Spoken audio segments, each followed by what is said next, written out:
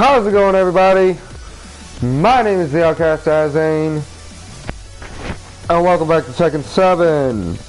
Tomorrow be a very special stream, as I will be doing a tribute to the Tekken series and showing every single video that is in the gallery, minus what I have yet to unlock in Tekken 7, which I'm going to try and unlock most of the character episodes. There are 4, 10, 16, 22, 28 extra things I gotta go through. So I'm gonna start off with the character I suck with.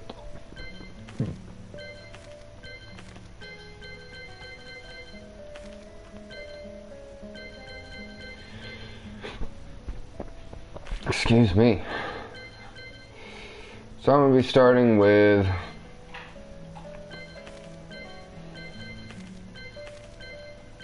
let's just start with page 5 and work our way that way, or start with page 1 and work our way to page 5. Honestly, I want to go the other way. We're going to start with Kuma. Dancing bare feet, dancing bare feet. The Mishima Zaibatsu dispatched Kuma along with Tekken Force to the Philippines on the pretext of helping out with relief efforts after a monstrous typhoon. With the Zaibatsu's financial clout behind them, Kuma and the soldiers visited the stricken areas. After gaining the trust of the locals, before long, local youths, jobless after the disaster, came forward asking to join the Tekken Force. A recruitment test was quickly established, and many young hopefuls went to the test location deep in the jungle. Unbeknownst to them, the final test was a fight against none other than Kuma himself. Some buckled under the pressure and quit. Others were eliminated, but in the end, one candidate remained, an athletic young woman. However, the girl took one look at Kuma and burst into tears. Kuma felt bad, but attacked anyway in order to complete his assignment. Round 1. Fight. Josie, you can suck it. I don't even know you, but I know you tasty. Come here, let me give you a hug. Big old bear hug! Round 2. Fight. Oh, you need another hug. Let me give you some of that sweet love. Not into necking. Kuma style! You can't handle this bear hug. Oh yeah, you had that.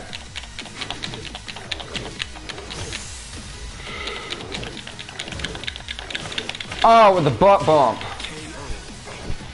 Winner, it was too easy.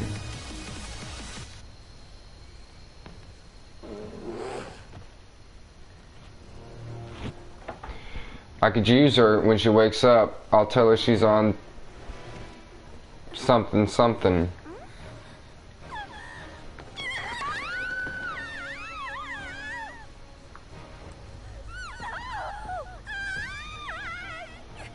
Get away from me!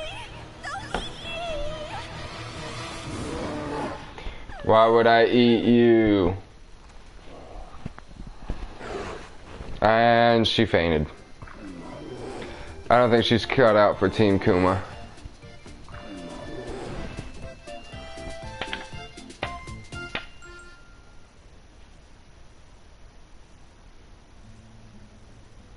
Was that it? Oh my god, that was it.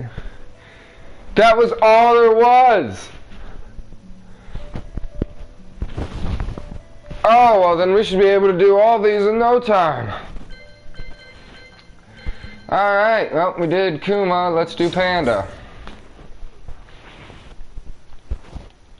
Looking so dope. Panda, Ling Xiaoyu's pet and personal bodyguard, was concerned because she hadn't seen Xiaoyu since she'd left in search of Jin Kazama.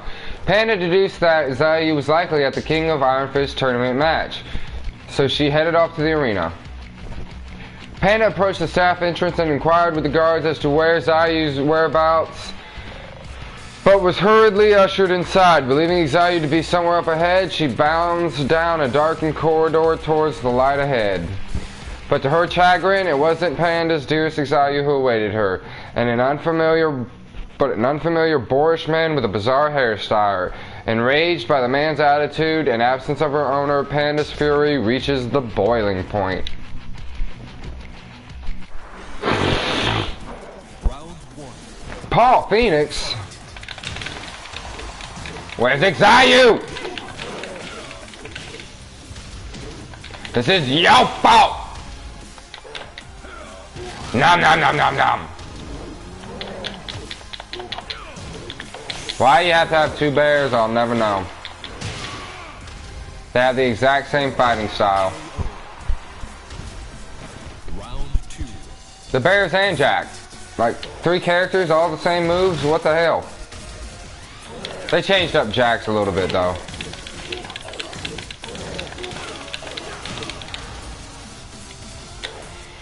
Nom nom nom nom nom nom nom. Give me that hair. Ow.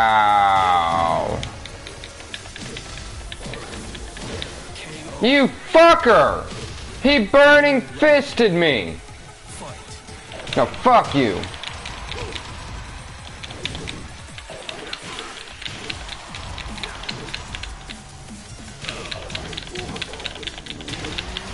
Bitch! I said fuck you! Give me a hug! We can work it all out. As soon as your back's broken.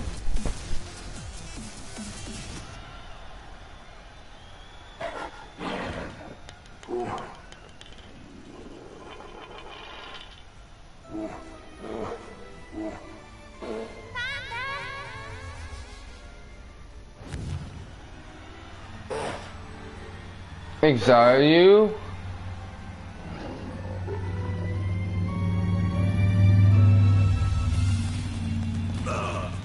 Alright, over.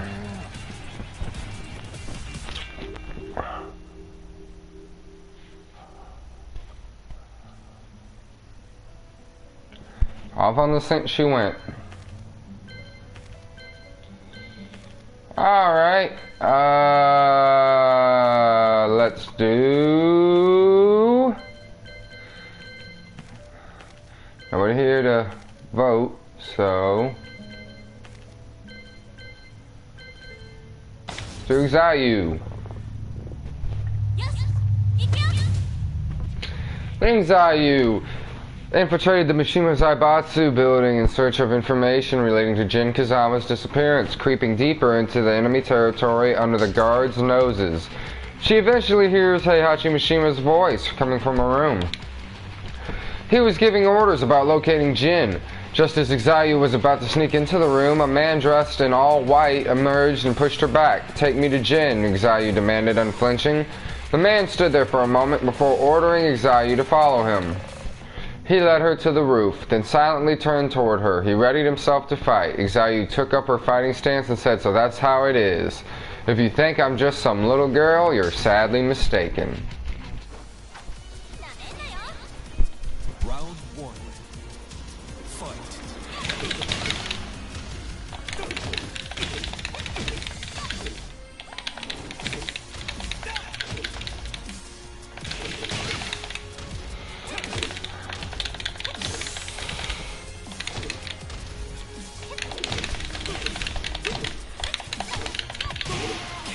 Yes!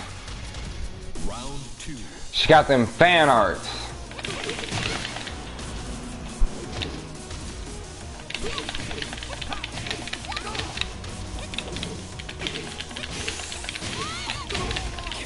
Over. You win.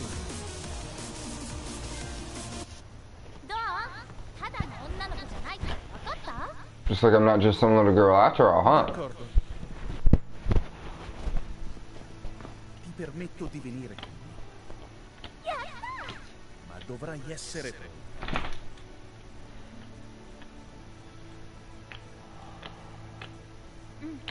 分かってる。でももう迷わないって決めたから。 Bene.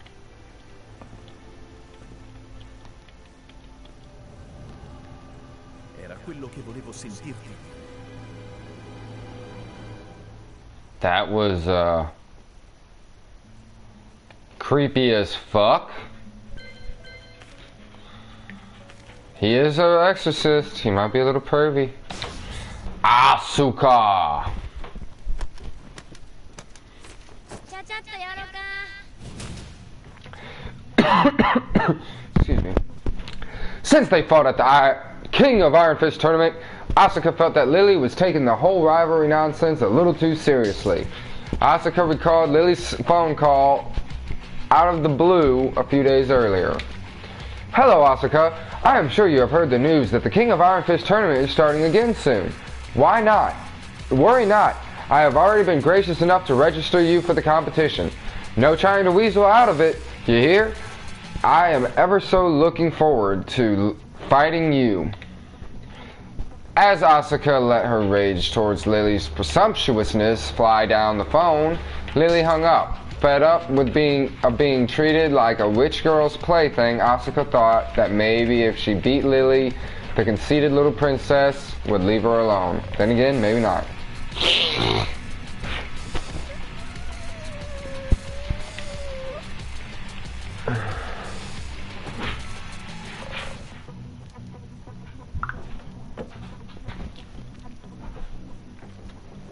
Asuka wondered how she could resolve the situation, but came up with nothing. Eventually, she decided to go along with Lily's plan and enter the tournament.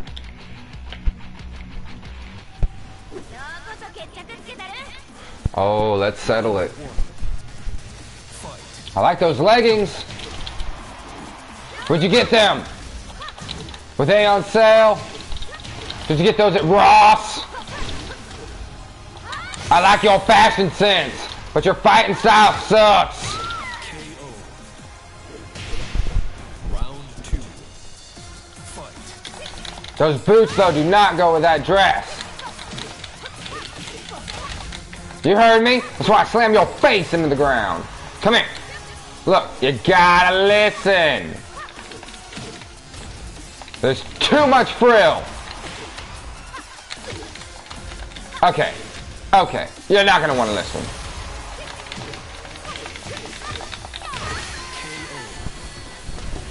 So I gotta kick you in your face.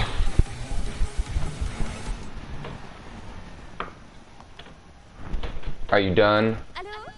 Sébastien? Oui, comme prévu. Ciao! What? 何をいきなり電話して。Tu sais, aujourd'hui je vais emménager chez ça. What? 何を言うのね。Et je vais apprendre les arts martiaux classiques de style Kazama. Hein? Détends-toi. Tout est réglé. Je viens d'acheter ta maison et ton What? Toi, Asuka, ton père a été battu par Fenway, le tas de muscles qui pratique le Kenpo, et il a perdu ses élèves et son argent. Ta famille n'avait pas les moyens de réparer ton bébé, et encore moins le dojo. J'ai aussi cité ton arbre généalogique. Bitch, what are you doing? On dirait que tu pourrais facilement être entraîné dans les histoires de Mishima. Oh, j'ai oublié de te dire. J'ai fait nettoyer ton dojo, et je l'ai fait décorer avec des pétales de fleurs. Ton père était enchanté. Nous devrions rentrer à la maison. Tout de suite.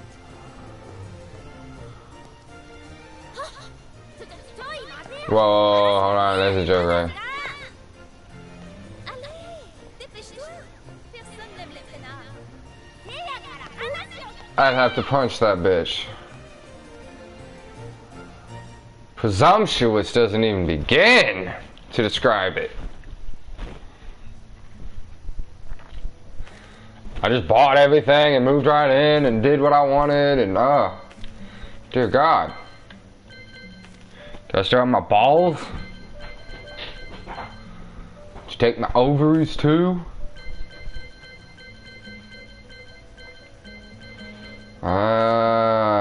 Let's do... I'm actually good with all 6 of these guys. I'm decent with Lily. Claudio sucks, in my opinion. I haven't really played him a lot. Gigas I like. I love Katarina. Master Raven fights like Raven, but differently, and I'm not really good with her. Dragunov is Marilyn Manson. I swear to God, he's Marilyn Manson. Paul Phoenix, Lucky Chloe. She's pretty cool. Eddie, I kick ass with. Let's do Josie, I guess. All the ones that I named out, though, are not my best character. If you can guess my best character, that's the hard thing. I got this. Josie Rizal tried her best to support her family by balancing 2 jobs. One as a model, and one as a professional kickboxer. One day, while she was out running her usual training course along the mountain roads, she was suddenly confronted by an enormous, hairy creature. Josie screamed, and then fled, half in tears, but the creature remained hot on her heels. Realizing she had little chance of escape, Josie abruptly came to a halt, then turned trembling to face her feral foe. Oh gosh. I'm getting nervous. Round 1. So you're a kickboxer and a model. What the heck are you doing in this, wrapped up in this shit?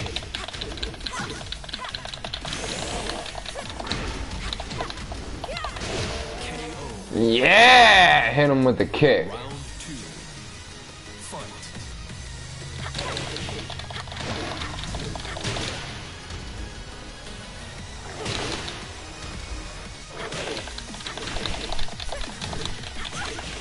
Ow.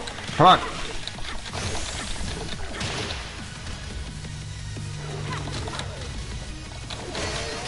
Yeah!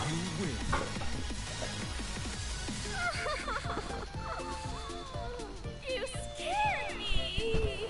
Oh my god.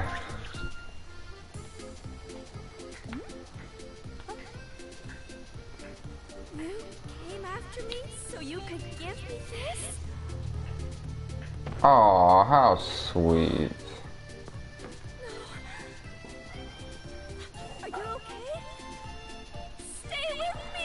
I'm pretty sure she's knocked you knocked that bear the fuck out.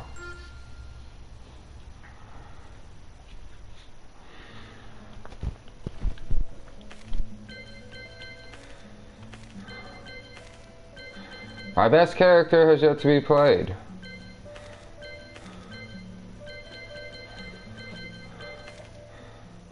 Is it somebody on page 1?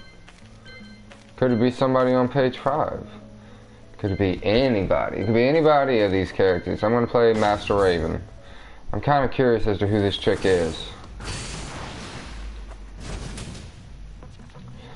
As an agent for the UN's Intelligence Bureau, Master Raven embarked on her latest top-secret mission, infiltrate the King of Iron Fist tournament and confront her assigned target.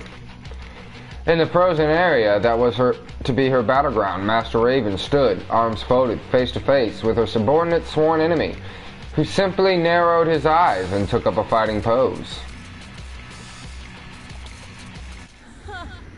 You're that Russian. Round 1. Fight.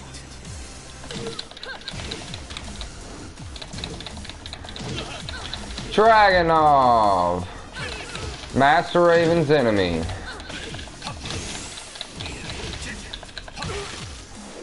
Ow, you son of a bitch!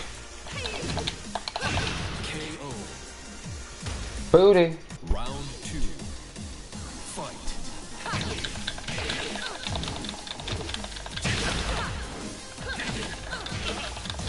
Oh, you're so screwed. I don't get that. I have no idea what you mean by that. Okay, good, and we'll be back later. This is the guy that gave Raven all that trouble? Not even worth her time.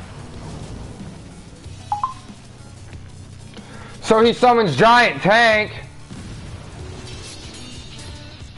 She just cut a tank bullet in half.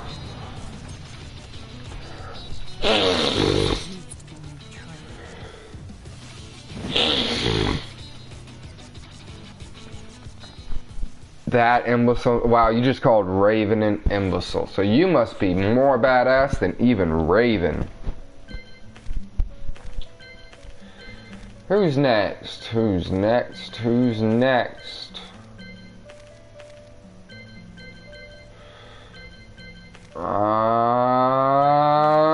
Let us do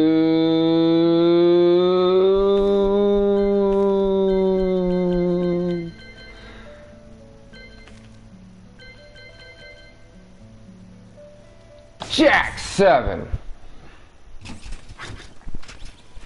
The only dude that looks like Arnold Schwarzenegger. It was no secret that G Corporation was locked in a power struggle with the machine with Zaibatsu. However, within G Corp itself, another battle was raging. The battle to create the ultimate next-gen humanoid weapon. On one side was the development team behind the Jack series led by Jane. On the other was the research team responsible for Gigas, a bio-enhanced superhuman. So that's what Gigas is. With his massive size and uncanny mobility, Gigas was hailed for his versatility in combat, and some saw him as a more than capable of dislodging the Jack series from its position as G-Corp's premier weapon. Both teams entered their weapons into the King of Iron Fist tournament to decide once and for all which was the best. I like Gigas way more than I like Jack. Round 1. Fight. This is just King.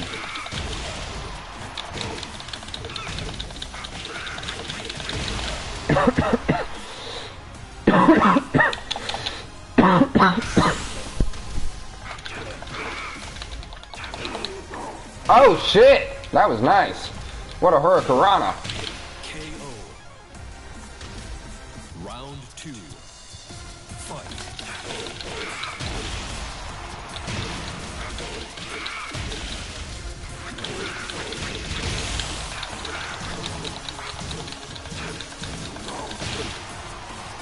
Oh. Stomp down! You win.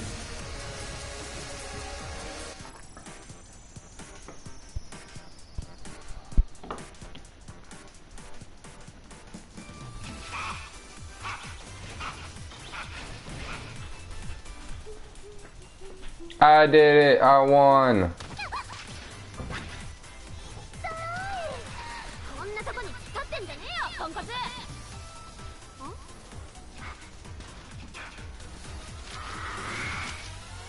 Oh no. 知らないっと。 Lucky Chloe just fucked him up.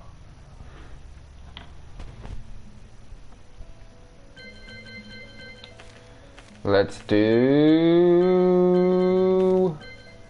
Let's see, we've got Fang, Law, Brian, Bob, Hwang, Devil Jin, Katarina, Gigas, Claudio, Lily, Dragunov, Paul, Lucky Chloe, Eddie, King, Leo, Shaheen, Yoshimitsu, Steve, Nina, and Miguel.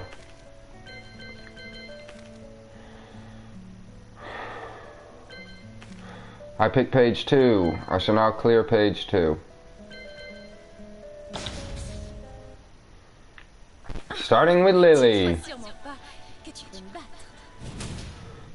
Lily entered the King of Iron Fist tournament again without telling her father this time either. There she was anyway, smiling as the rapturous crowd looked on and her opponent entered the arena. Lily was set to fight Asuka Kazama, someone she had personally considered her greatest rival for many years. If Lily saw the look of annoyance on Asuka's face, it didn't show.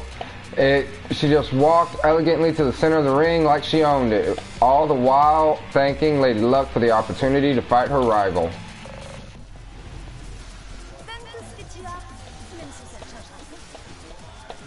Round one. Prissy chick, but damn does she love to fight.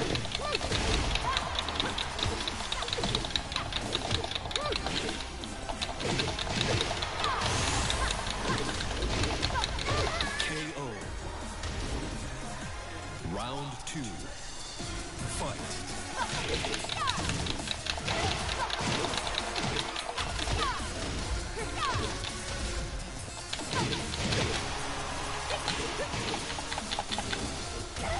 Whee!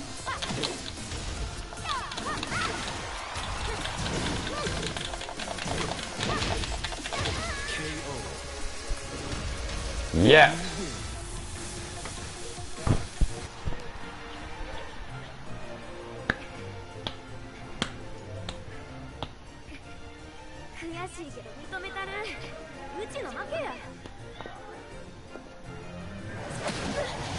Damn, what a bitch slap!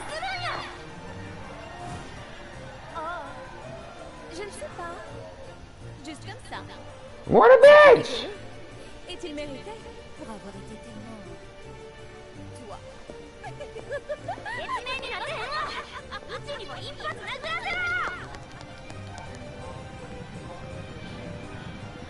Oh, you know, you deserve that for, you know, being you.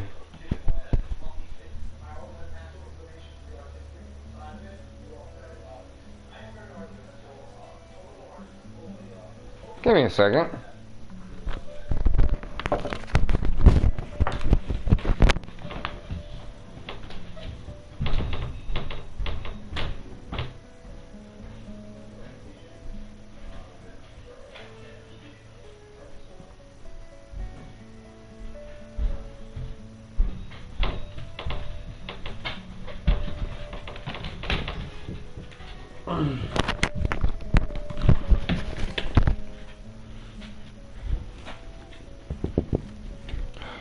My headphones save my controller.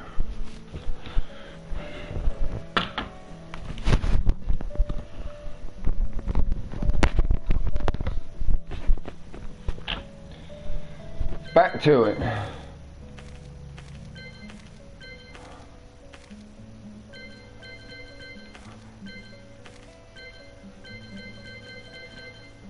Claudio. About to do 3 new characters. The Cyrus Marksman, a secret society of exorcists, has exerted a profound influence on European history for hundreds of years. The most powerful exorcist of the current generation is Claudio, who was visiting the Mishima Zaibatsu as their groups joined forces to subdue a certain evil. After sharing information on the targets Kazuya Mishima and Jin Kazama, Claudio left the control room only to be confronted by a young girl who was about to call the guards when she demanded to be taken to Jin. A plan sprung to Claudio's mind. No, Jin is not my best character. Good guess. He led her to the roof and with a grin prepared to face her in combat. Sarà un piacere combattere contro di te. Round one. Was a good guess. It's none of the new characters, I can tell you that.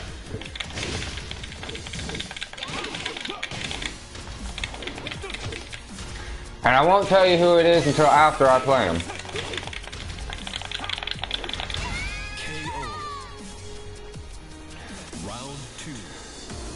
Fight. Just to see you go, it's him, ain't it?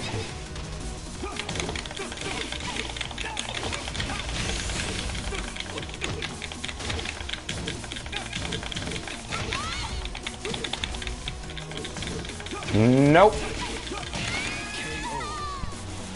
It's one of the characters in the custom. Heihachi's my worst. You would have seen that if you watched me play the story. Come desideri, As you wish. I will let you join me. puoi unirti a me.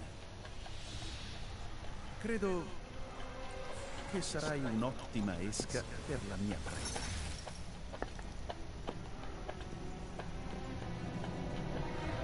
Ooh, you evil creep. You evil creep, you.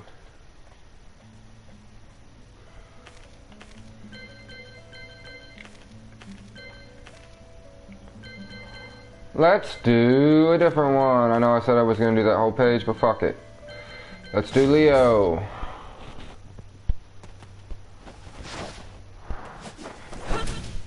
That's right, you were. Leo entered the King of Iron Fist tournament in the hope of uncovering more about his deceased mother, who had been a researcher for the Mishima Zaibatsu. When Leo learned that his battle arena was to be a Zaibatsu-owned dojo, he couldn't believe his luck. However, when he got here, the dojo was in ruins. The moonlight poured in through holes in the walls and roof, illuminating the floor with an eerie beauty.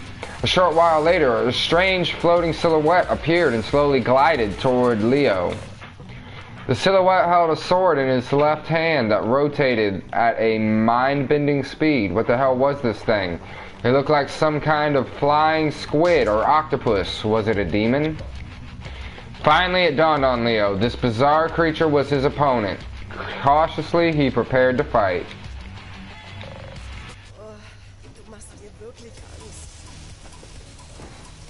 Round 1. Oh, Yoshimitsu. I was wondering who the squid. I forgot. Yoshi changed every time, and now he's a squid. Seems to get more and more sea-like.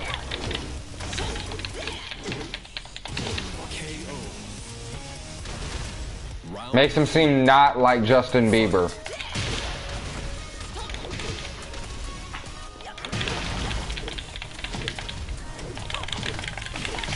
Come on, do better! Fight! Oh, that was over fast. What is this thing? A squid? An octopus? A ninja?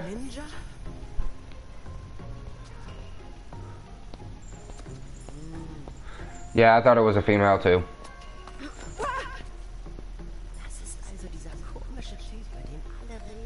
This is that weird Japan they talk about. Nein, ich muss mich auf meine Mission konzentrieren. Bis später, komischer Oktopus-Typ. Mr. Weird Octopus. Alright then. Shaheen! Who are you? Shaheen works for a private military firm specializing in the provision of security services. During his time in the army, he earned a reputation as an expert in one-on-one combat. One day, his friend and the owner of a company involved in the oil industry died suddenly under mysterious circumstances. In the post-mortem, the death was listed as accidental. But Shaheen suspected foul play when his friend's company was suddenly bought by G Corporation and the management. All family members resigned. He began to investigate the matter, and a relative of a close friend confided in him that a demonic man was pulling the strings at G-Corp. Kazuya Mishima. Shaheen struggled to believe a real demon could exist, but his investigations revealed that Kazuya could be worse than any of Hell's creations. Shaheen was torn. Should he take revenge for his friend's death by destroying that demon or not? See, if they ended the game here at Tekken 7, then they left a big cliffhanger. I hope there will be a Tekken 8 and it'll have all the characters. But they say this is the last one, which makes me sad. Racked with doubt, he embarked on a solo mission to infiltrate G-Corp.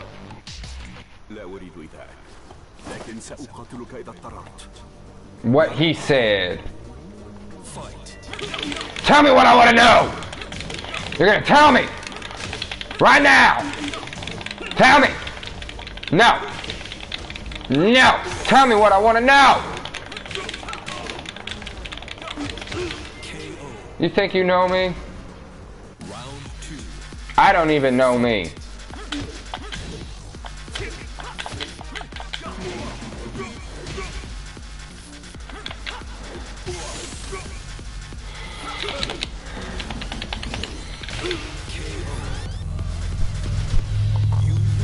That was fast.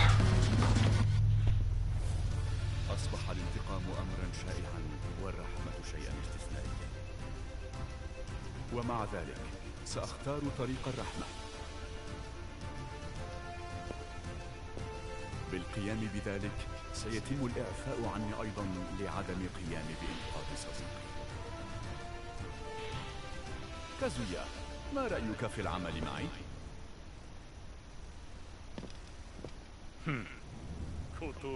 ماذا؟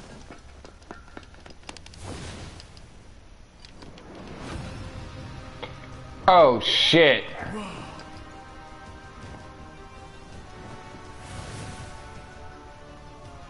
تبانا، إنه الشرير الأكبر. إذا كان الأمر كذلك فيجب أن لا أدعه يهرب في المرة القادمة التي أقابله فيها. لأجل أصدقائي، لأجل العالم أجمع، علي إيقافه. You and the rest of the world, buddy boy.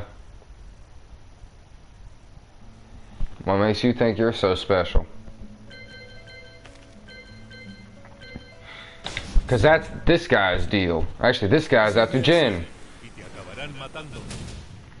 After losing his sister in an airstrike ordered by Mishima Zaibatsu under the direction of Jin Kazama, Miguel Caballero Rojo devoted his life to seeking revenge. However, when Jin suddenly vanishes without a trace, Miguel's life purpose disappears along with him. From that point forward, Miguel began to wander like a specter from battle-torn town to battle-torn town. One day, as he ambled through rows of dilapidated buildings, he stumbled across a strangely familiar hooded man. There, in front of him, was none other than his sworn enemy, Jin. Consumed with both euphoria and rage, Miguel becomes frenzied and goes in for the kill. Round 1. Fight!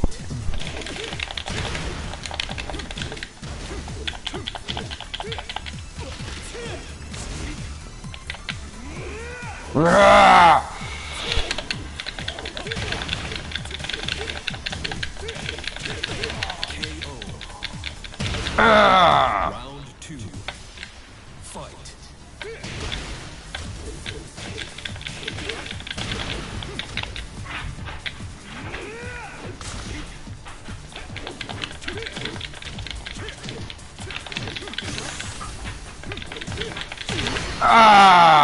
Smackdown. Love Miguel.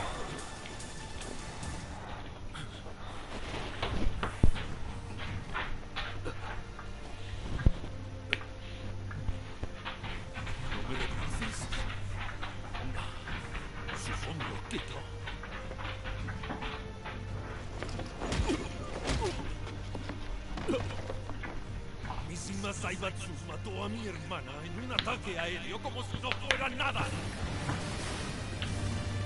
During her wedding day at that.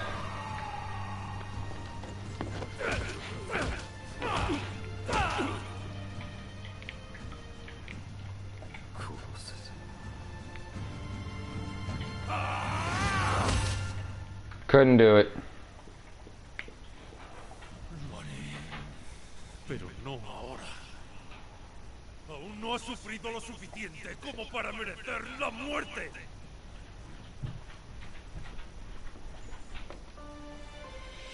No, todavía no. No hasta que estés lleno de esperanza. Entonces te mataré como si no fueras nada. No te atrevas a morir hasta que llegue ese día.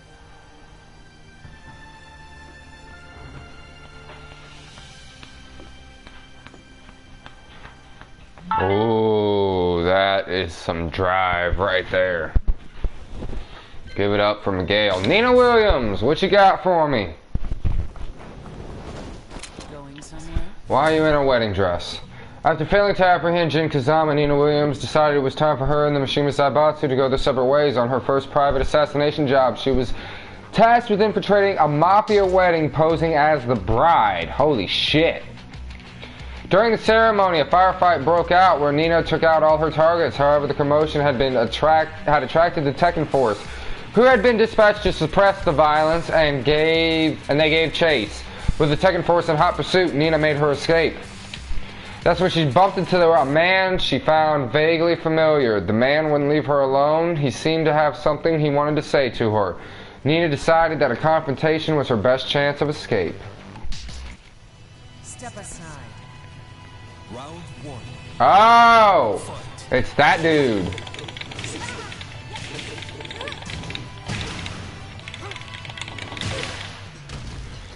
Shit.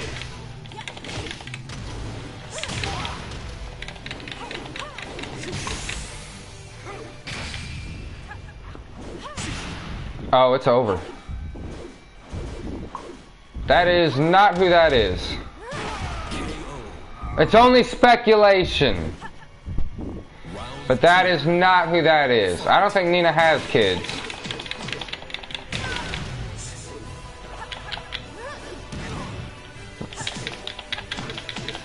Not only that, they're too close to the same age.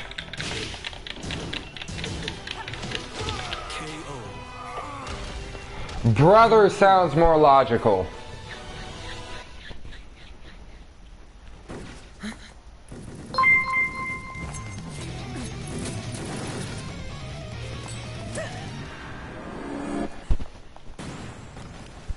Damn.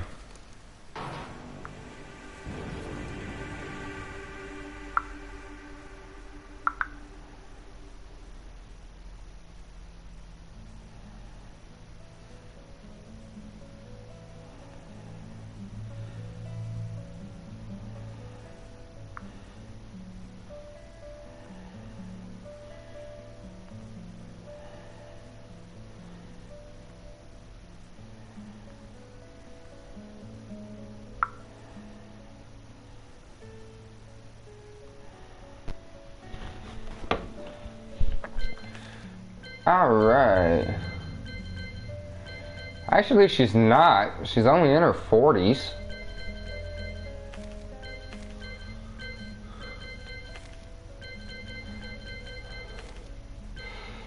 Alright, well. Let's go, Yoshimitsu.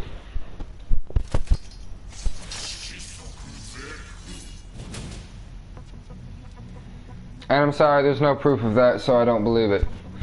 I say brother.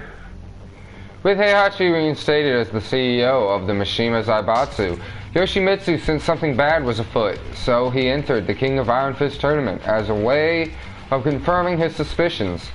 His infiltration point would be the Mishima Dojo. It seemed like the perfect location for collecting intelligence, and even though the building would act as the arena for his tournament match, Yoshimitsu approached the air and just in case. When he entered the Mishima Dojo, the place looked as though it had been hit by a typhoon. Waiting for Yoshimitsu in the gloom was a charming young martial artist. Yoshimitsu couldn't say for sure, but he thought he seemed a little tense. Though his looks were enchanting, he also seemed dangerous, so Yoshimitsu braced himself for battle.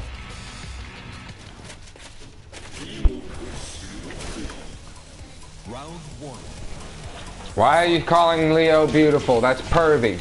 Don't be pervy, Yoshi.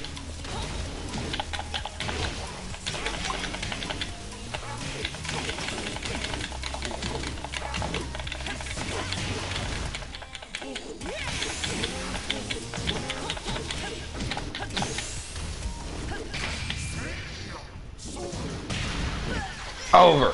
Execution style.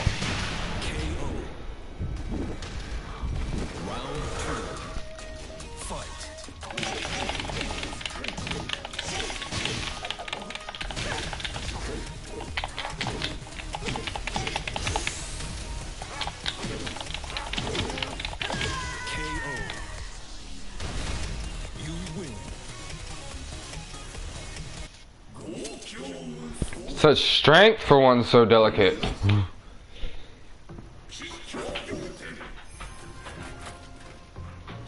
Oh god, don't give him mouth to mouth. How are you even gonna give him mouth to mouth?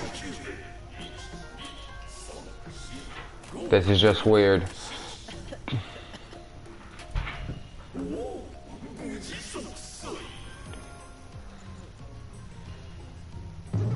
Hi!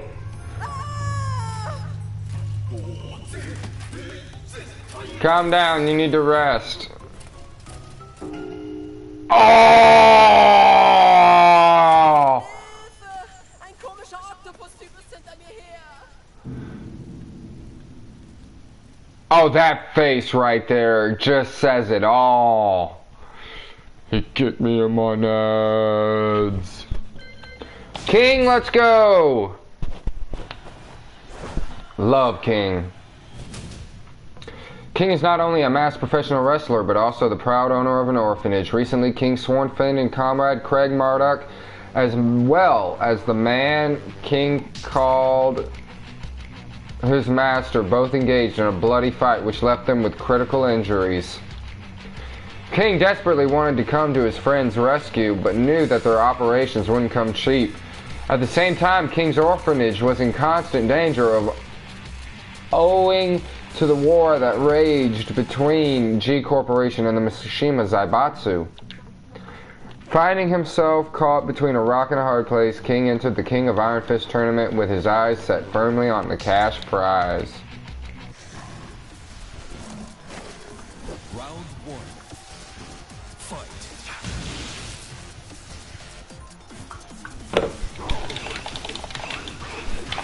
Do you know who I am, bitch? I am King, the world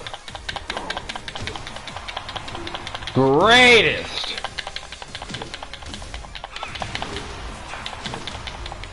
wrestler. Round 2. Fight.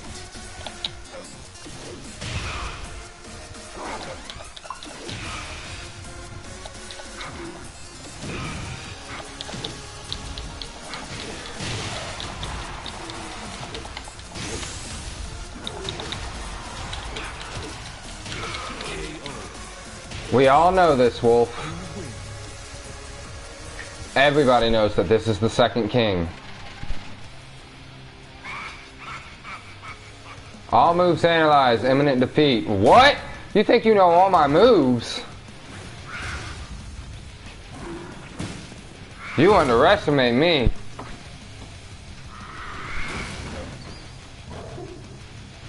Murdoch says hi.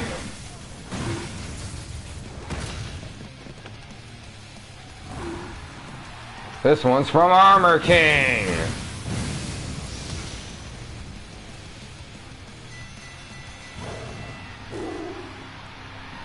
Yes. King forever. Oh, that takes care of that page.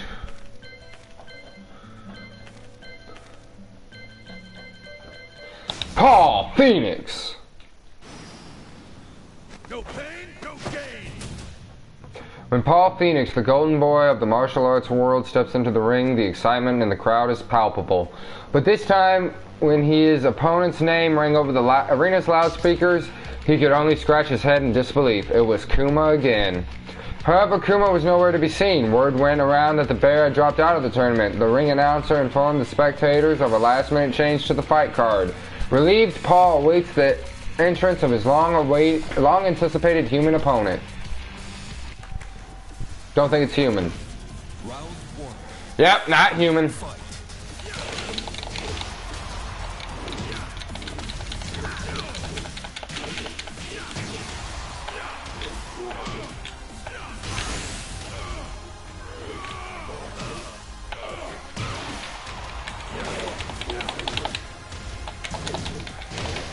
Yes. Round 2. Fight.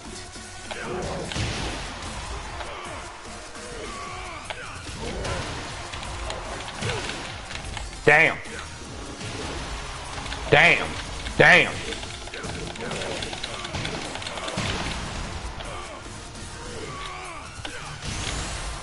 As was that joke.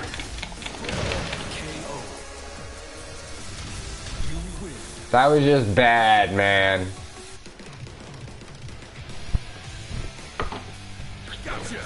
Yeah! Victory! Nobody can stop the Phoenix! You stink! We love Panda, not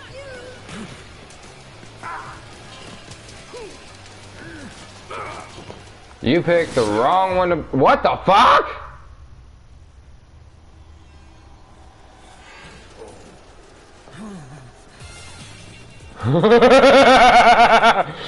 It was too close to my nards.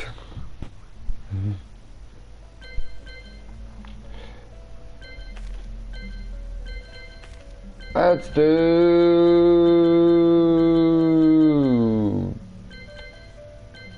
Devil Jin.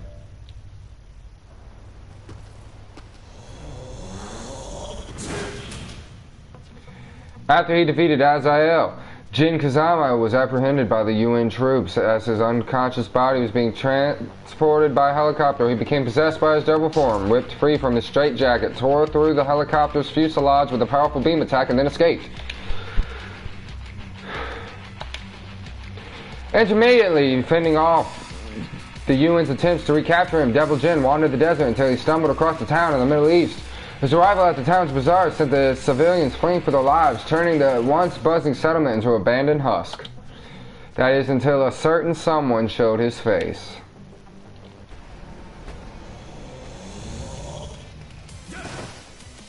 Round 1. Harong!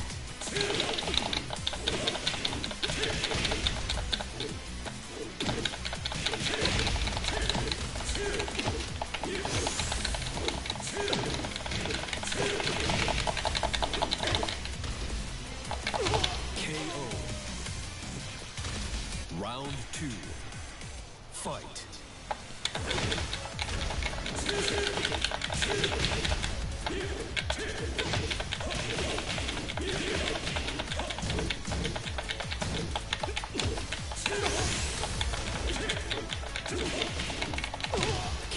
Over! You win.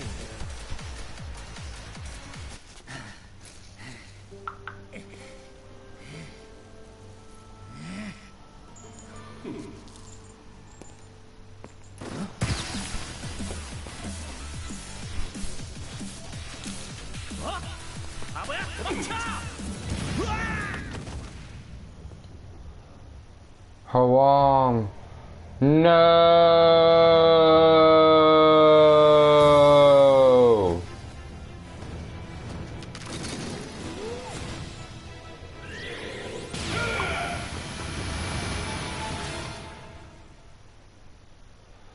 Why, Harong?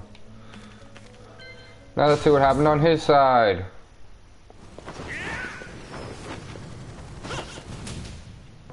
Harong sees one man as his rival, Jin Kazama. Jin, CEO of the Mishima Zaibatsu, declared war against the ward, and the ensuing turmoil vanished suddenly, without a trace. Suspecting there was more to Jin's disappearance than meets the eye, Harong vowed to track him down. With only a shred of reliable information in hand, he headed to the Middle East. After a series of dead leads, Harong heard word that a demon had appeared in town. Without a second thought, he got on his motorcycle and hammered down there. When he arrived, the place had been deserted, save for Jin Kazama in his double form. Round 1. Fight.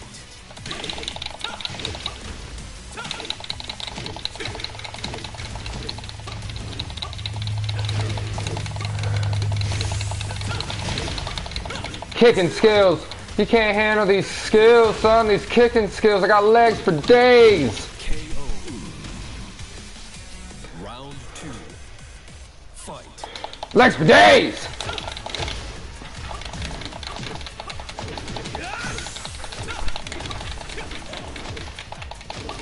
KO. Nope. It is not Harong, but he is in one of my better ones. I'm actually better with Lee than I am with Harong. Don't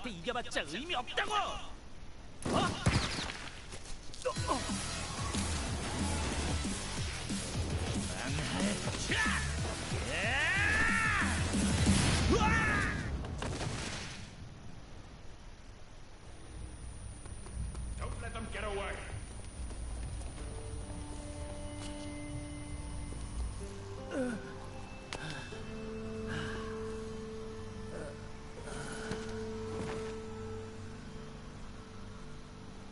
Is that how he lost his eye?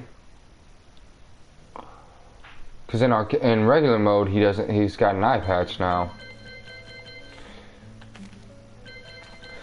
We are narrowing down. Who is left? This whole page is clear.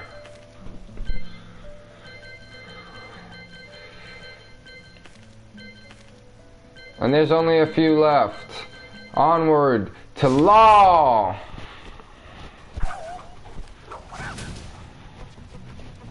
Preoccupied with paying off his son's debts, martial law didn't realize how many of his students had quit his dojo until it was almost too late. With the large sum still to repay, Law was running out of ideas. As a last resort, he decided to search for a capable fighter to run the dojo. He asked his friend Paul if he knew anyone, and in his usual manner, Paul said he himself would be the perfect candidate. However, thinking that the dojo would go bust in half a day if Paul took control, Law politely refused. Instead, he put the word out that if any strong fighters wanted to try out for the job, they should come and prove their skills in combat. Challenger after challenger appeared, but none of them were good enough for Law. Then one day, Law heard a rumor that a martial artist living in rural China was set to be the next God Fist master.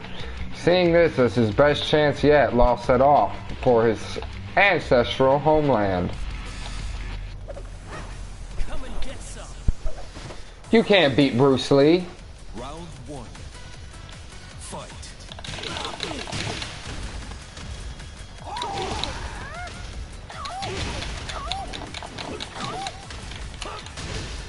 I am Bruce Lee, bitch!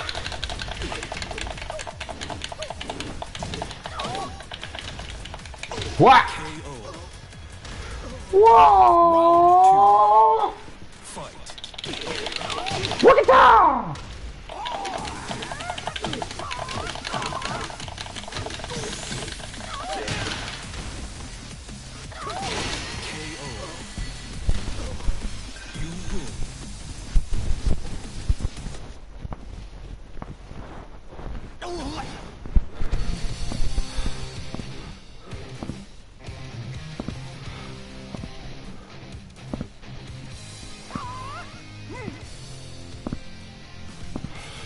If y'all both think you can beat Fang Ryu, y'all got another thing coming.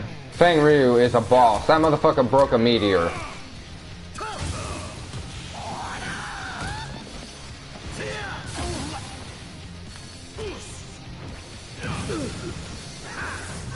Burning Fist!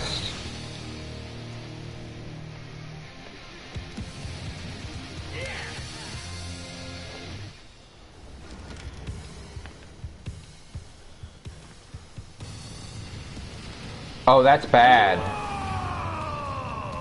That's really bad. Yeah, y'all better run like little bitches. He meant business. Alright. Here comes Lucky Chloe.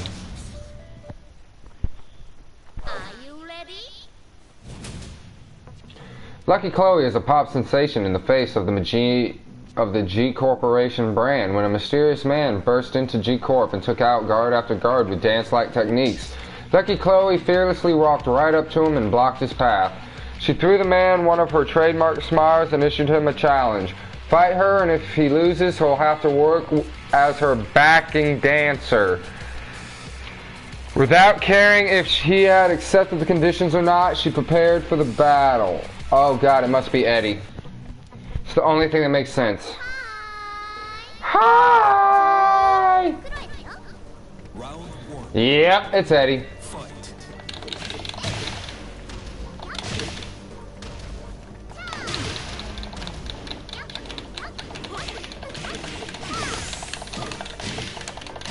KO. Round two. Why do we even have this chick? I do not know. But she is interesting. She is fun. But to see Eddie as a backup dancer, I'm not sure I'm ready for that.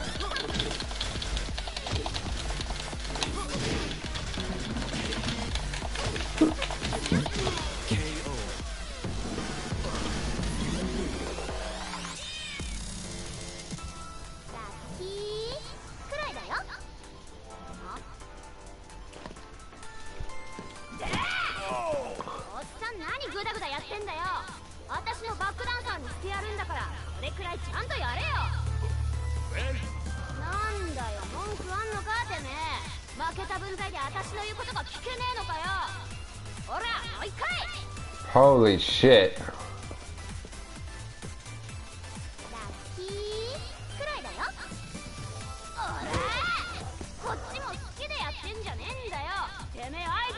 Damn, what a slave driver!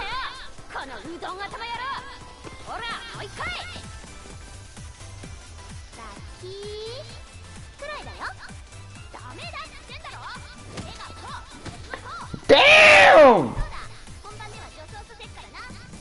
You're wearing a girly costume. Oh my god, poor Eddie. Just get the fuck out of there, man. Jump off the building. It's not worth it. Katarina! Deixa eu te testar pra ver se você luta de verdade. Katarina lost both her parents at a young age and spent several years at an orphanage before being abducted by a man she never met. Initially, Katarina rebelled against him using a whole manner of profane language, but the man's kindness and patience eventually wore her hard exterior down. In time, they grew close, although her penchant for profane language remained. One day, Katarina's adopted father vanished. As much as she wanted to find him, she lacked the money to do so, but then she learned of the King of Iron Fist tournament. The savate techniques the man had taught her gave Katarina hope that she could win and take the cash prize. The day of the first match arrived in the arena was none other than the roof of G Corporation's Millennium Tower. Katarina laid her eyes on her opponent. All she saw was an enormous hulk of muscle. There was no way he could be human. Must be Gigas. Cai pra dentro, sua aberração. Round I was right. fight.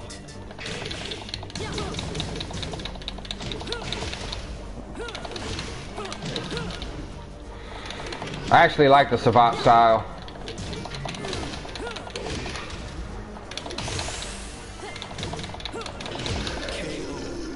Over, she got them kicks.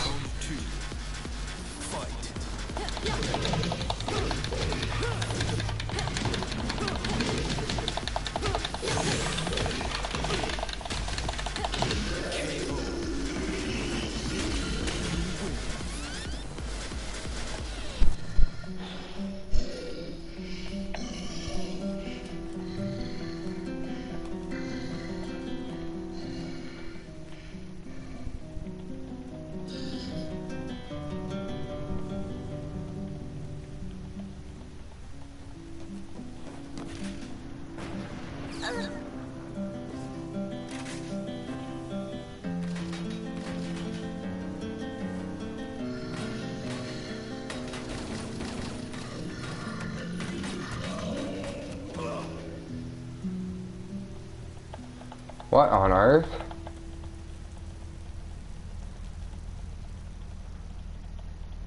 That was a weird one. Yes!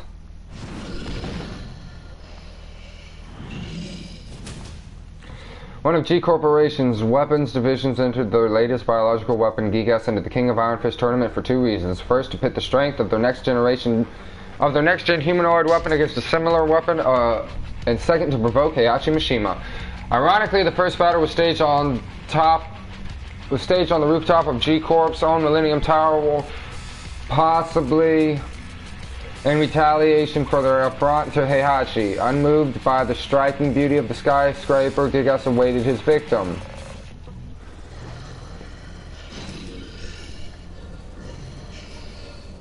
Round one.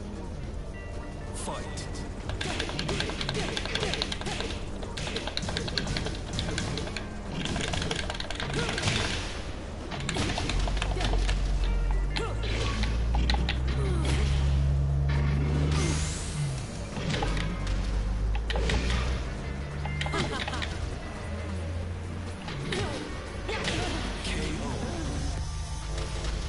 Too strong. Fight.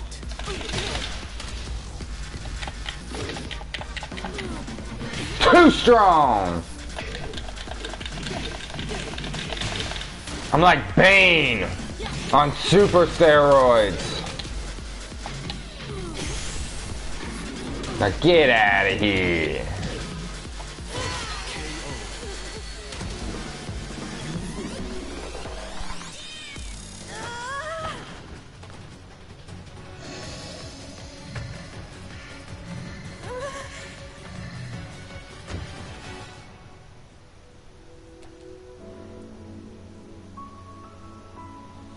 Boobies. Boobies. That's all he's thinking is boobies. Either that or that's her father. Yep, that's her father. That's her adopted father.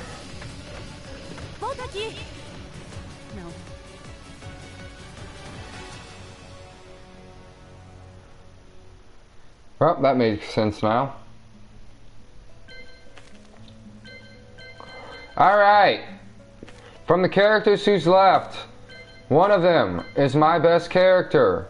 We have Steve, Dragunov, Eddie, Fang, Bob, and Brian. Here comes Eddie.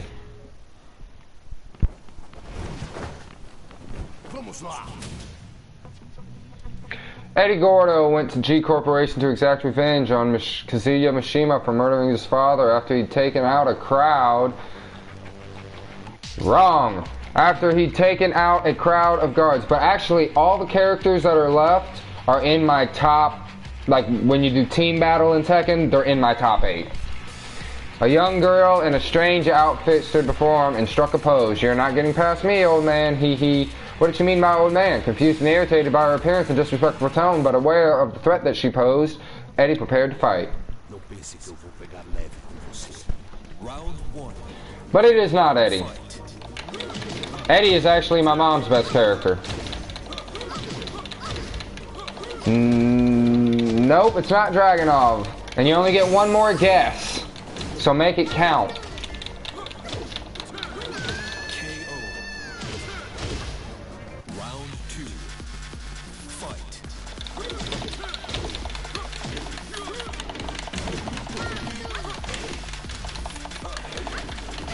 Once you get Eddie started, it's hard to get him to stop.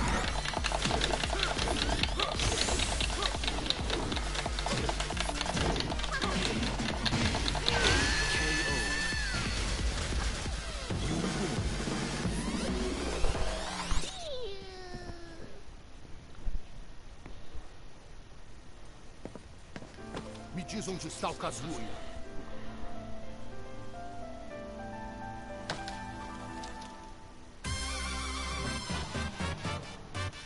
What a bitch. Tá brincando comigo? And she's gone.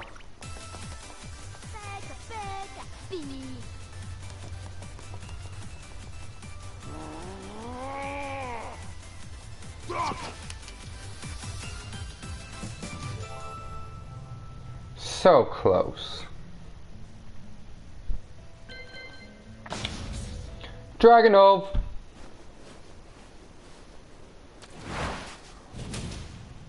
Sergei Dragunov entered the King of Iron Fist tournament on army orders. At the designated arena of his first match, a woman appeared before him. There was something strangely familiar about her.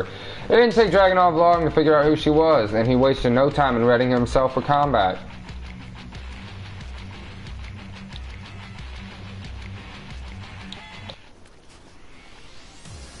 Marilyn Manson. Round 1. Fight.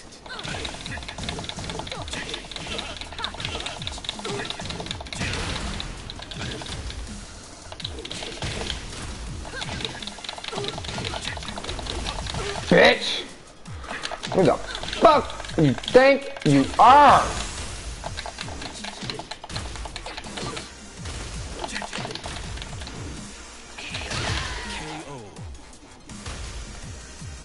I am the White Angel of Death.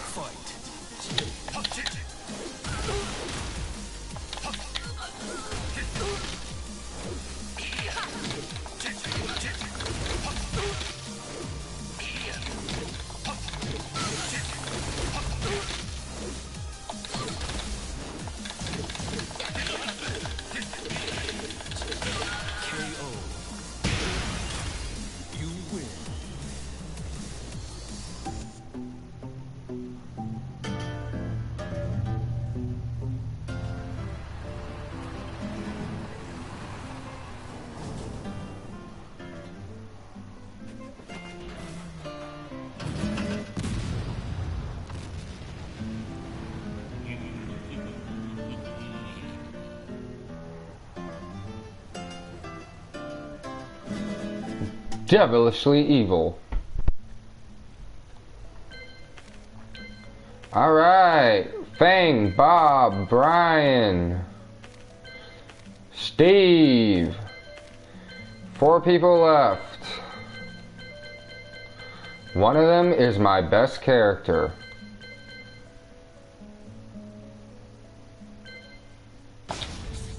Time for Bob. I hope you're ready. I love Bob. I did not expect him to be as badass as he turned out to be, but my god, he's badass. And I kick ass with him. Bob entered the King of Iron Fist tournament to prove he was the strongest in the world. On the way to his match, the road before him exploded, blocking his path forward. The smoke cleared to reveal a lone man emanating an evil aura. Bob had no idea what was happening, but his instinct told him that this guy was somehow connected to the destruction around him. Bob's sense of justice stirred inside him. He vowed with all his might to defeat the man before him. A red mist fell over his eyes. Bob forgot about being in a hurry and walked towards his opponent. It's all or nothing. Round 1. Brian fucking Fury.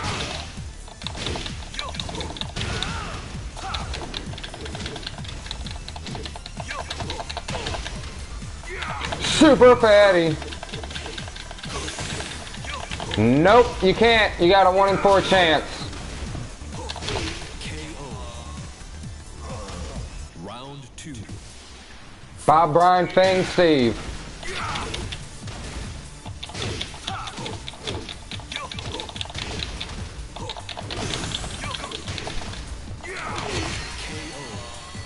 Too easy. You win.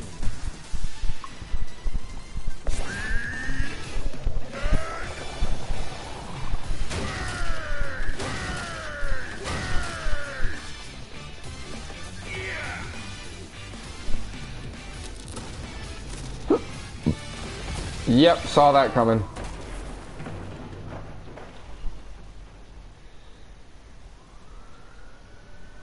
Bob never made it to the tournament. Bob never made it to the tournament!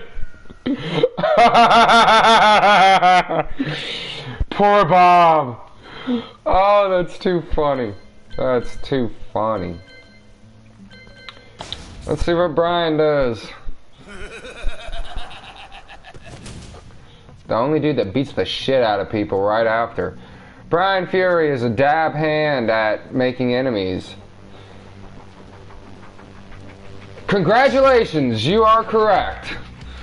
But when you travel the world picking fights, that's not exactly a surprise. When Brian appeared in a war-torn city, he took the opportunity to go on an indiscriminate rampage. With the world turned upside down by the constant fighting, Brian was in his element. So when a rotund, sluggish-looking man approached him amid the chaos, Brian could only lick his lips in glee at the prospect of a new victim. Come on. Round 1. Fight.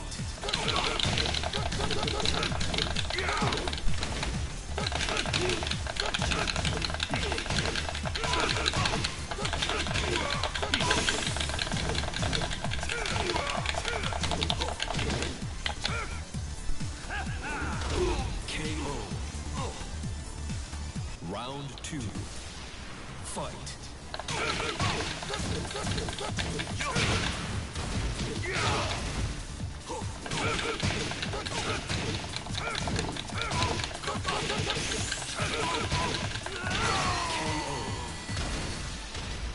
You win.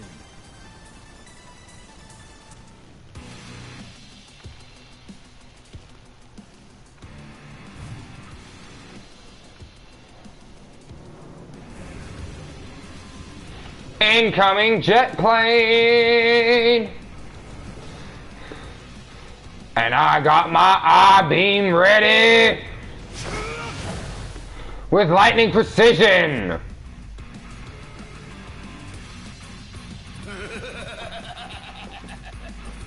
Brian fucking Fury. So badass. Bang! I already said you were correct, man. Feng Wei had always abided by what was written on the God Fist scroll: defeat all other masters and conquer their styles. The perfect warrior transcends all to become the Dragon God. Having fought masters of many different styles, Feng returned to his childhood training ground to continue his intense training regimen. Then one day, an unexpected visitor appeared before Feng, a mysterious man who exuded strength. When the man made it clear that his desire was to fight, Feng had no reason to refuse. He accepted his opponent's challenge in silence and prepared to battle. Round 1. Fight.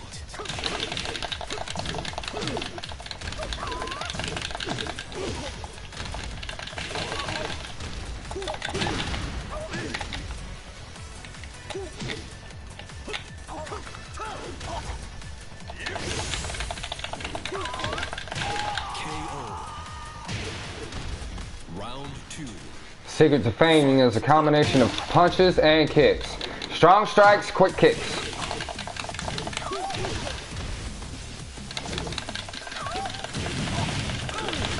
Yeah, like that.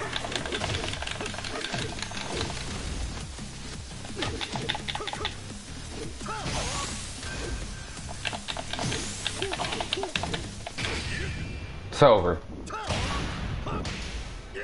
Dragon Fist! You win.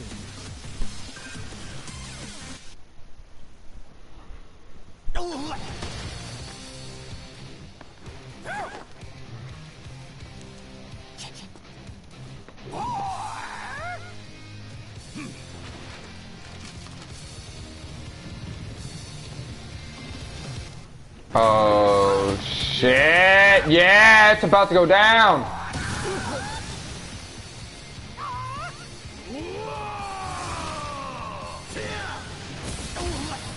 Damn, what a comeback.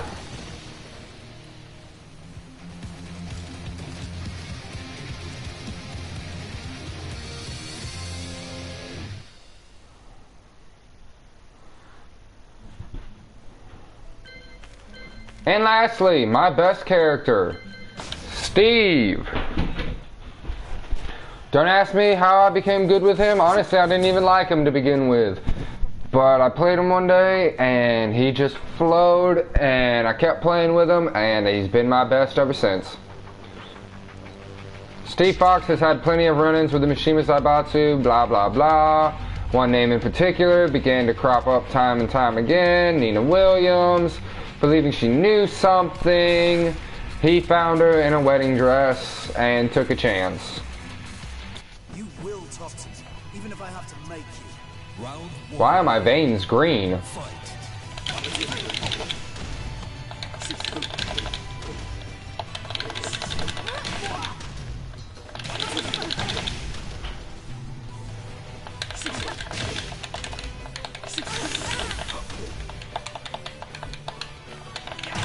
KO.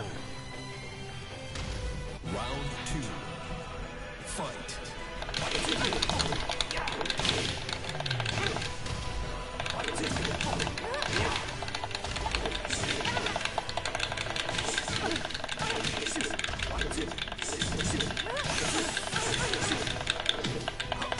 KO. With a knee punch. You win.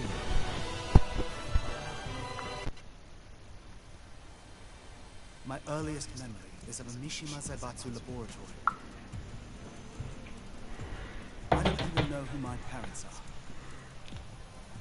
The only one I remember is Dr. Cleese's. She was always nice to me. I infiltrated the Mishima Zaibatsu, and for several years siphoned out intel. Unfortunately, none of it really led anywhere. But your name did come up, time and time again. So tell me, what's your connection to the lab? To me? Will it be revealed? Those labs were used by the Mishima Zaibatsu to create super soldiers. Their goal was to physically and genetically engineer the ultimate soldier. Of course, it all ended in failure. But judging by your left arm, you must be one of the survivors.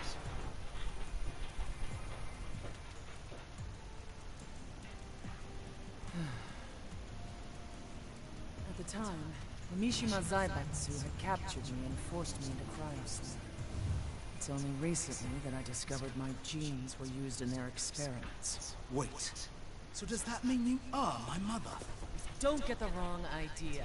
You'll never be my son. I couldn't care less about you. Ha! So she's not her son. But her genes were used in his genetic experimentation.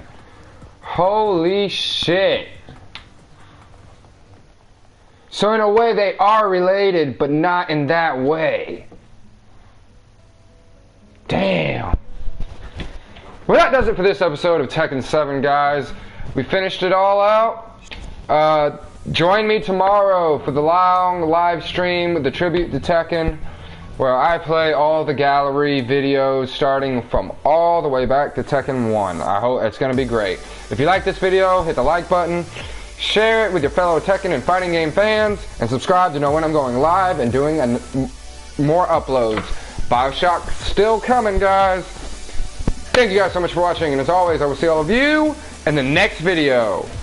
Bye-bye.